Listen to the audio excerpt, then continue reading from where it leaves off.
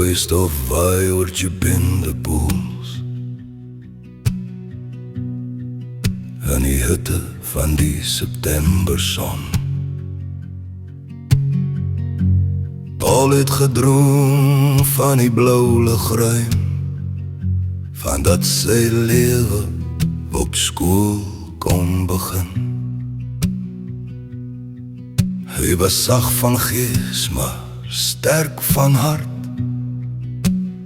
Sy ma se oogappel, sy regterhand. Saam met Nigel, die seun van die kus, wat kon vlieg voor hy op die aarde kon rus. O, Puma 164 Hotel 4 in die lug,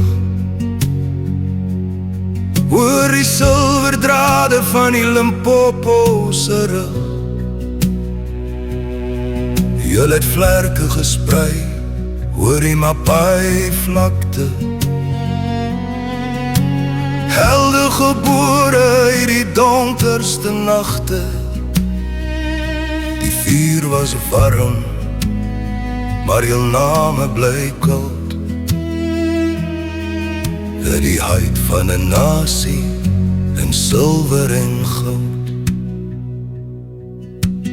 Dit was 'n pa van Koster se wêreld, met Lenet wat tuis vir sy terugkom sou wag. Hy die plat van 'n vriend vir 'n oomblik geneem, maar die noodlot het wag gehou diep in die nag. By Kanikado het die drade aan die wiele geklou. 'n teken miskien, maar die hart was getrou. In die skadu van die bels, heel agter in die ry, het die laaste skoor die vlek kom kry. O, Puma 164 Hotel 4 in die lug, oor die silverdrade van die Limpopo se rug. Julle het vlerke gesprei oor die Mapai vlakte,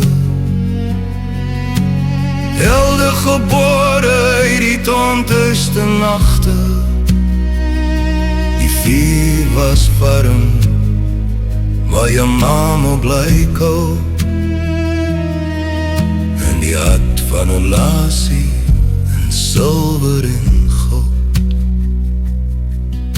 'n soldaat in die bos, 'n skadu wat mik. Die lug word verskeur in 'n oogwink se skrik. Rookwolk wat opstyg, swart teen die blou. En die stilte wat volg, die stilte van onthou.